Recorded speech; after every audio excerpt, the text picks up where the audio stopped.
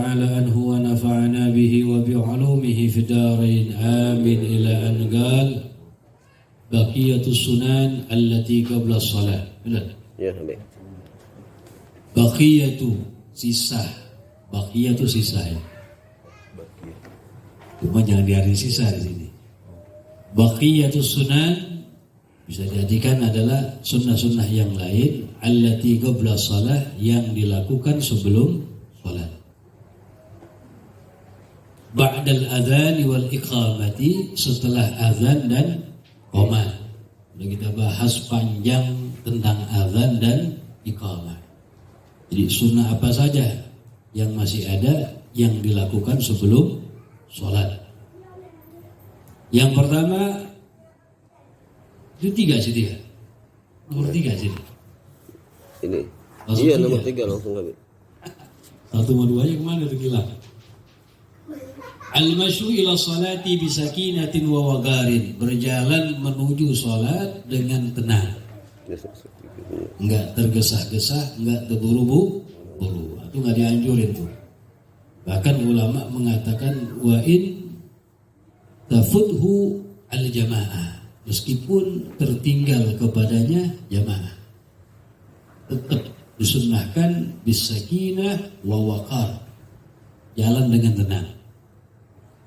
Dianjurkan tuh, wah buru-buru imamnya udah baca Al-Ikhlas misalnya, lari ente, nggak dianjurkan begitu. Tetap dengan tenang. Walaupun dikatakan luput bagi kita sholat jamaah. Tapi begitu tuh. Kecuali sholat yang fardu ain yang mesti dikerjakan secara berjamaah, seperti daripada sholatul Jum'ah, sholat Jum'at. Kalau misalnya ente kagak lari, ya gak bakal dapat misalnya. Bisa jadi wajib lari di situ. Bisa menjadi wajib. Di sini dalam artian bukan berarti kalau begitu ya udah santai, hatta nggak dapat jamaah nanti sendiri, jangan begitu. Tetap berusaha sholat berjamaah. Ini maksudnya apa? Jadi tetap disunnahkan jalan dengan tenang, nggak dianjurkan tergesa-gesa. Kenapa? Karena orang yang jalannya tergesa-gesa otomatis akan merasa lelah dia. Nah ini menyebabkan apa? Izalatul khusyuk, menghilangkan khusyuan dalam salat. Kemudian sunnahnya ad-du'a bainal adzan wal iqamah, membaca doa antara azan dan iqamah. Antara azan dan iqamah. Jelas doa setelah azan udah kita bahas, sunnah dibaca. Bahkan meninggalkannya makruh. Doa yang lain artinya apa? Menyibukkan diri kita antara azan dan iqamah dengan memperbanyak memohon kepada Allah. Karena di antara saatul ijabah, saat yang ijabah. Ma bainal azan wal iqamah, antara azan dan iqamah. Ya, setelah mengerjakan salat sunnah qobliyah misalnya, isi dengan doa mohon, panjatkan, minta kepada Allah hajat-hajat kita. Karena dalam syariat kita ada yang namanya al-amakin al-mufadalah wal awqat al-mufadalah. Ada namanya tempat-tempat fadilah, ada waktu-waktu fadilah. Kalau tempat-tempat fadilah seperti Mekah, Madinah, waktu-waktu fadilah seperti bulan Ramadan, bijawfil lail, tengah malam, yaumul jum'ah wa lailatul jum'ah sekarang ini. Di antaranya apa? Ma bainal adzan wal iqamah, antara azan dan iqamah. Itu di antara waktu fadilah di situ. Perbanyak mohon, minta kepada doa bainal adzan wal iqamah. Kemudian sunnah yang setelahnya al-mubadaratu, bersegera, ilal istighal, dengan menyibukkan bi asbabis shalah, melakukan sebab-sebab salat fi awalil waqti, di permulaan waktu. Ini udah mulai dengar azan, sibukkan diri kita dengan apa? Bi asbabis shalah, al-istighal, menyibukkan dengan sebab-sebab salat. Apa sih asbabus shalah itu? Di antaranya ijabatul muadzin, menjawab azan, satrul aurah, menutup aurat, at-taharah, bersuci. Itu diantara asbabus sholat, sebab-sebab sholat. Jadi bersegera min awalil waktu, dari permulaan waktu udah dengar azan, nah melakukan asbabus sholat. Al-mubadaratu, bersegera, ilal istighal, dengan menyibukkan, bi asbabus sholat, melakukan sebab-sebab sholat, fi awalil waktu, di permulaan waktu. Kemudian an-nafilatul qabliyah, sunnah sebelumnya juga apa? Melakukan salat sunnah qabliyah. Qabliyatus subuh wal zuhur. Salat sunnah qabliyah subuh, qabliyah zuhur, wal asri qabliyah asar, wal jum'ah qabliyah jum'ah. Wa kadzalika al maghrib wal isya, begitu juga qabliyah maghrib dan isya. Nah, sibukkan dengan mengerjakan sholat sunnah qabliyah. Namanya sholat sunnah rawatib, qabliyah dan ba'diyah, sholat yang mengiringi sholat fardu. Ini sholat sunnah rawatib, faedahnya dikatakan jabrun nawakis, menambal kekurangan yang terjadi di dalam sholat fardu kita. Dan sholat sunnah rawatib terbagi menjadi dua. Ada rawatib muakkadah, rawatib yang kedua rawatib ghairu muakkadah. Kalau rawatib muakkadah jumlahnya ada 10. Ada berapa? 10 rakaat. Dikatakan muakkadah, kenapa? Limuwadhabatin Nabi sallallahu alaihi wasallam la yatrukuha la hadara wa la safara. Kalau sunnah yang selalu dikerjakan sama Nabi, nggak pernah ditinggalkan sama Nabi, baik dalam keadaan tidak berpergian maupun berpergian. Namanya rawatib muakkadah. Ada 10 rakaat. Yang pertama 2 rakaat sebelum subuh. Yang kedua 2 rakaat sebelum zuhur. Yang ketiga 2 rakaat setelah zuhur. Yang keempat 2 rakaat setelah maghrib. Yang kelima 2 rakaat setelah isya. 2 kali 5 berapa itu? 10 rakaat. Jadi rawatib muakkadah. Arti muakkadah enggak pernah ditinggal sama Nabi, baik dalam keadaan berpergian maupun tidak. Yang kedua rawatib ghairu muakkadah. Salat sunnah rawatib ghairu muakkadah. Kalau ghairu muakkadah pernah ditinggal sama Nabi, meskipun kebiasaannya lebih banyak dikerjakan sama Nabi. Jumlahnya berapa? 12. Ada 12 rakaat. Yang pertama 2 rakaat sebelum zuhur. Yang kedua 2 rakaat setelah zuhur. Jadi zuhur kalau digabung ada muakkadah, ada ghairu muakkadah. Yang muakkadahnya 2, ghairu muakkadahnya 2. Kalau ente mau kerjain seluruh 4 jadi gitu. 2 salam, 2 salam. Yang 2-nya muakkadah, yang 2-nya ghairu muakkadah. Jadi 2 rakaat sebelum zuhur, 2 rakaat setelah, dan 4 rakaat sebelum asar. 4 rakaat sebelum asar. Ini yang mengerjakan mendapat doa dari Nabi Muhammad. Bersabda rahimallah imra'an shalla arba'an qabla al-'asri. Semoga Allah merahmati seseorang yang salat 4 rakaat sebelum asar. Itu Syekh Muhammad bin Ali al-Maliki, ada orang yang enggak kepengen dapat doa dari Nabi. Pengen. Semuanya kepengen ya. Usaha, ada niatan ingin mengerjakan 4 rakaat sebelum asar. Kemudian 2 rakaat sebelum maghrib dan 2 rakaat sebelum isya. Ada 6 jadinya. 6 kali 2 berapa? 12.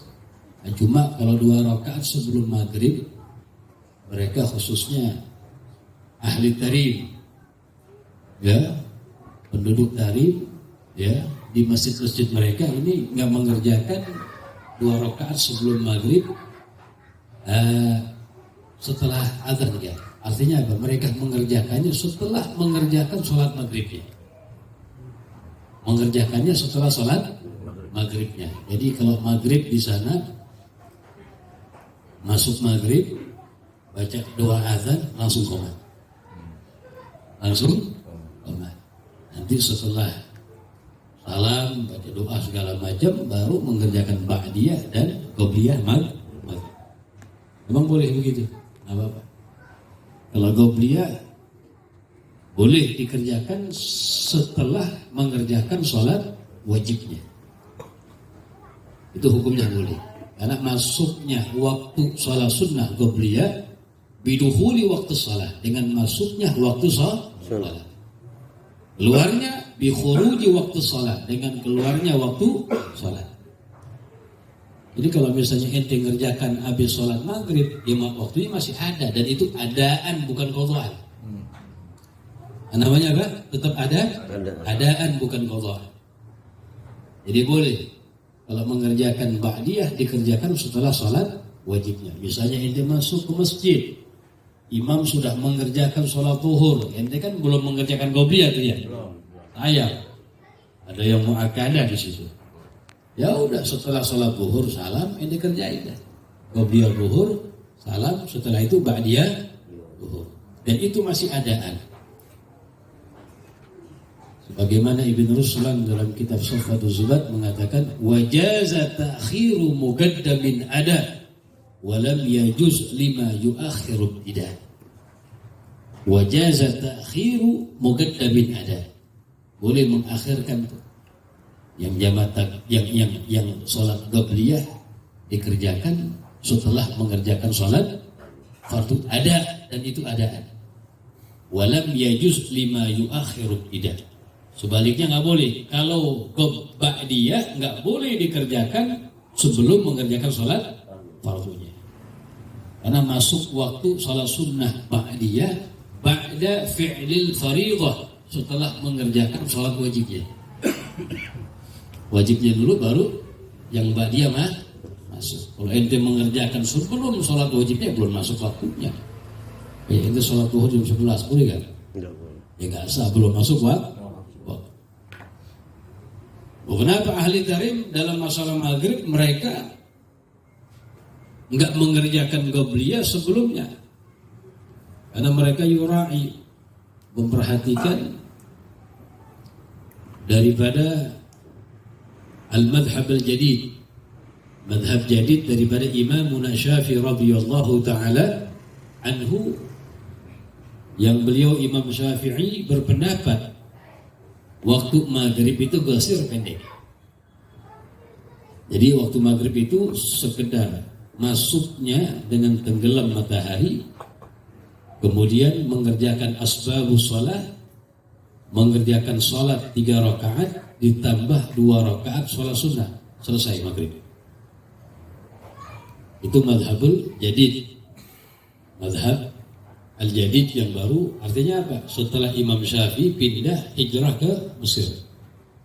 Sebelumnya ketika masih di Irak, nah pendapat-pendapat yang ada di Irak itu namanya al-madhabul jadid.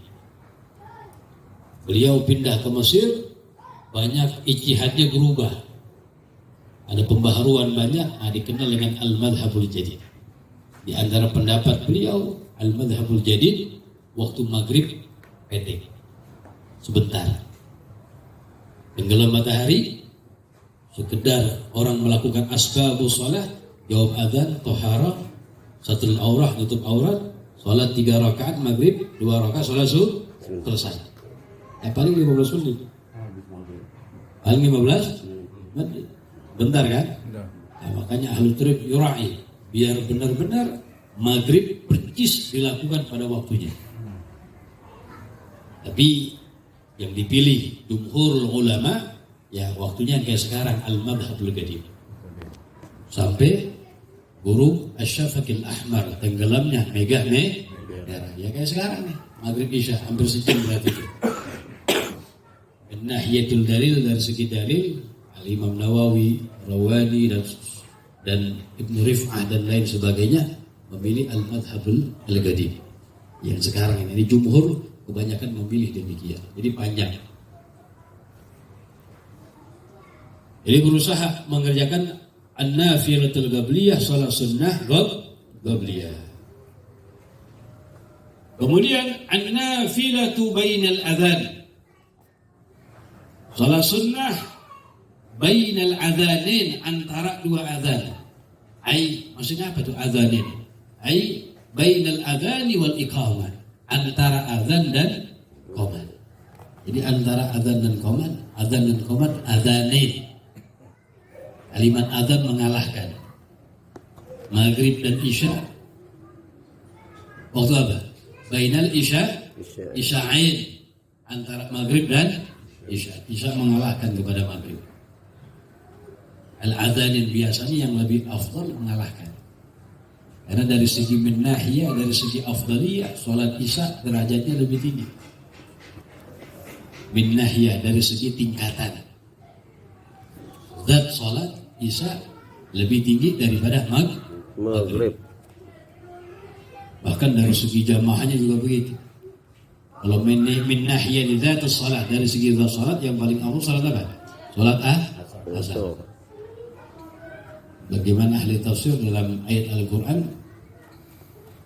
Allah subhanahu wa ta'ala wa hafidhu ala salawati was salatil wusta. Al-murad yang dimaksud di salatil wusta adalah salatul asar. Itu jumhur kebanyakan ahli tafsir memaknai demikian. Min nahiyah, dari segi zat salat asar yang paling afdal. Tapi min nahiyatil jamaah, dari segi berjamaahnya, maka jamaahnya sholat subuh lebih afdal. Tingkatan setelahnya jamaah sholat isya. Yang Nabi SAW bersabda, afdalus sholat alal munafiqin. Sholat yang paling berat bagi orang munafik, sholat subuh dan isya secara berjamaah. Jadi an-nafilah bainal adzanain, mengerjakan salat sunnah antara adzan dan iqamah.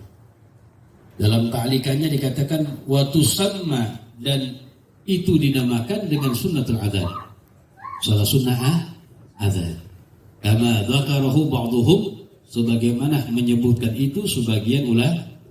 Wa ba'dhum yaqul, sebagian mereka ulama berpendapat ya al-qabliyah, maksudnya salat sunnah qabliyah.